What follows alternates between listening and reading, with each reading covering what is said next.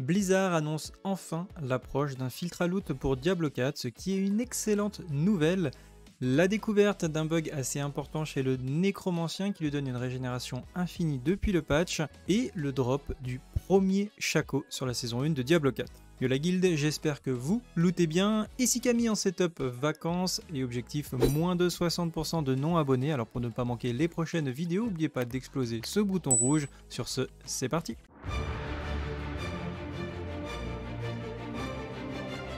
Et on commence avec le bug du nécromancien. Eh bien, qu'est-ce ça, de quoi on parle? L'aspect du tourment semble être victime d'un bug depuis le dernier patch et offre une régénération de ressources bien plus puissante que prévu. En tout cas, c'est ce que nous démontre notre nécromancien préféré, Griff, officier de Diablo 4 au sein de notre communauté.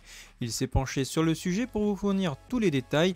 Reste à voir si cela est une erreur d'affichage ou un véritable bug qui devrait peut-être alors être corrigé. Mais comme on le sait, des fois c'est juste l'affichage qui n'est pas bon, donc est-ce que c'est un bug caché, est-ce que c'est un bug? C'est difficile à prédire. En tout cas, voici ces explications en vidéo. Donc, alors dans un premier temps, ce qu'il faut savoir c'est que l'aspect dont on va parler c'est celui-ci, qui s'appelle l'aspect de tourment. Il nous dit que les coups critiques infligés avec nos compétences DOS augmentent la régénération d'essence de X% pendant 4 secondes. Donc, moi je laisse sur un de mes anneaux. Donc c'est celui-ci qui nous dit les coups critiques infligés avec vos compétences DOS augmentent la régénération d'essence de 154%. Bon, ça c'est déjà acté, on nous le met comme ça. Bien, si je regarde dans ma régénération de base, en gros je n'ai que mes anneaux qui me donnent de la régénération, puisqu'on voit que ici c'est ma régénération de base qui est à 3.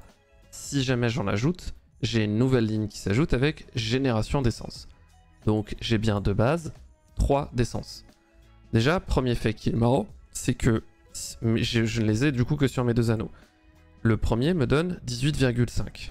18,5, on peut voir sur la dernière ligne que ça donne bien 18,5. Deuxième anneau que je mets, celui-là donne 17,7. Si je regarde ici, la dernière ligne toujours, 17,7. Donc jusque là, aucun problème, si je le mets sur un SOT, sur un l'autre, ça change rien.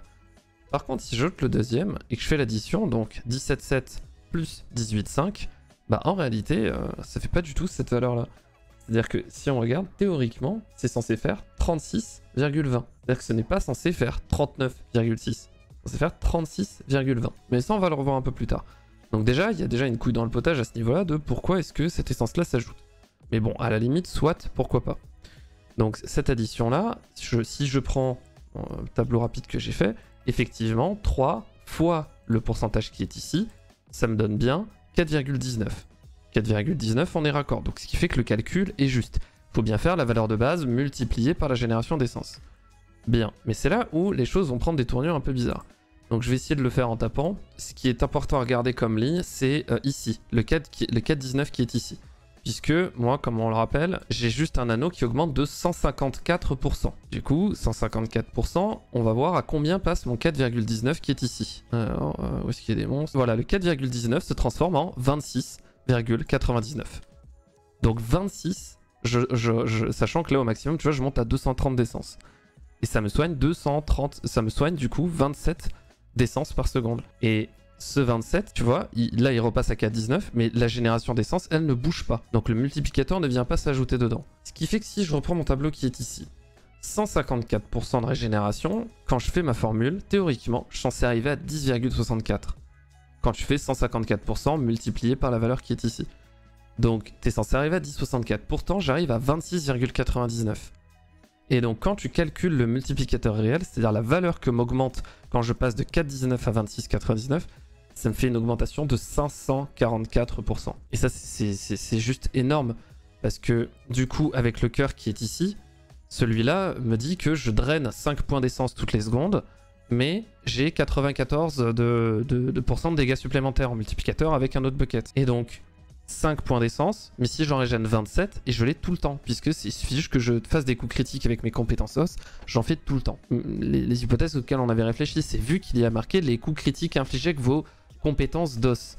On s'est dit, si je diminue ou que je change mes coups critiques avec les compétences d'os ou autres, ça aurait pu avoir un impact. Du coup, bah, si je prends par exemple mes gants, si la dernière ligne, c'est des dégâts de critique avec les compétences d'os. Et en plus de ça, il a un coup de chance sur la deuxième ligne, on aurait pu s'y faire penser, qui est vous avez jusqu'à 5% de chance de récupérer de la ressource principale. Donc ça peut peut-être rentrer en jeu. Du coup, ces gants, si jamais je les enlève... En plus, il y a du score de coup critique, puisqu'il y a peut-être le coup critique qui rentre. Je les prends, je les déséquipe. Hein. Alors, tac. Si tu regardes, du coup, déjà, je suis toujours à 4,19. Hein, ça ne change pas. Et si jamais je tape, je passe toujours à 26,99. Et le 39,6 ne bouge pas. Donc, peu importe que j'ai l'objet ou pas, que je change le score de coup critique, que je ne change pas le score de coup critique, ça ne change rien. Et faut savoir que du coup, avec cette spé là, actuellement en donjon, je te montrerai des gameplays plus tard. Du coup, si tu regardes dans ma barre, mon sort qui théoriquement me permet de pouvoir régénérer des ressources, c'est mon éclat d'os. Je ne l'ai même plus dans ma barre. Parce que du coup, je tape en permanence. Je peux spammer ma lance d'os. Tant que je fais des dégâts, je suis toujours au maximum de mes ressources. Voilà, merci beaucoup pour tes explications, Griff. Vous le retrouverez dans la partie du Discord Nécromancien, donc n'hésitez pas de lui poser vos questions. Ensuite, Blizzard a confirmé l'ajout d'un filtre à loot qui serait en tout cas en cours de conception. Sur Twitter, c'est une discussion de Dale92 qui a posé la question suivante. Y a-t-il une chance d'avoir une sorte de filtre pour le butin? J'en ai assez de ramasser chaque gemme en essayant d'obtenir mes objets jaunes, etc.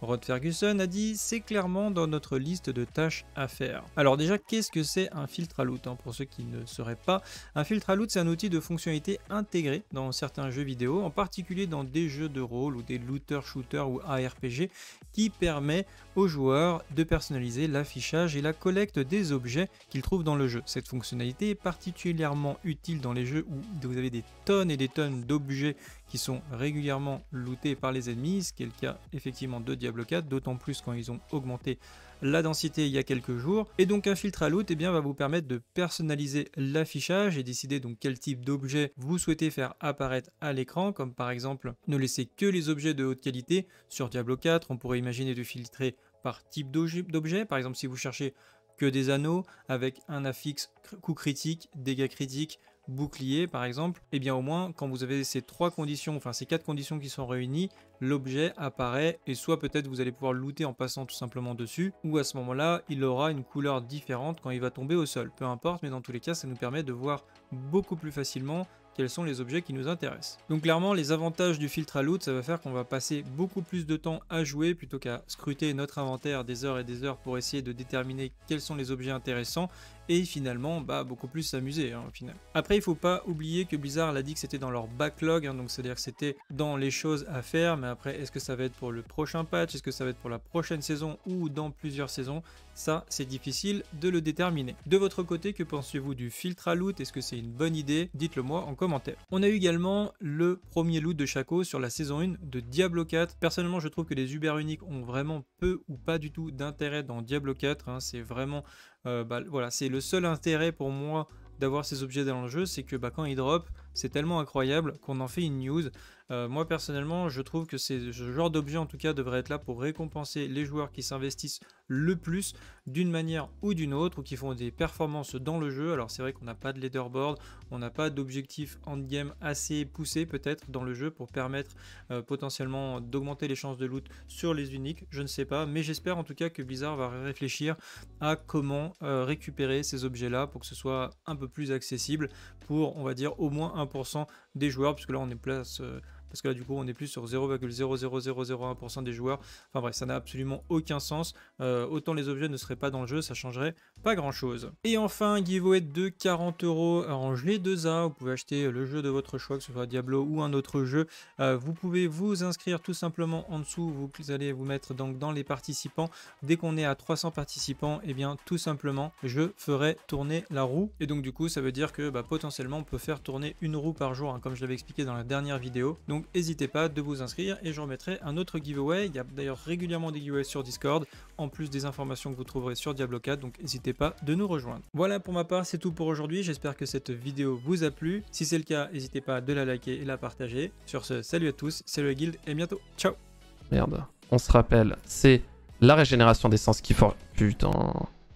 Bon ça tu pourras le couper au montage, je compte sur toi.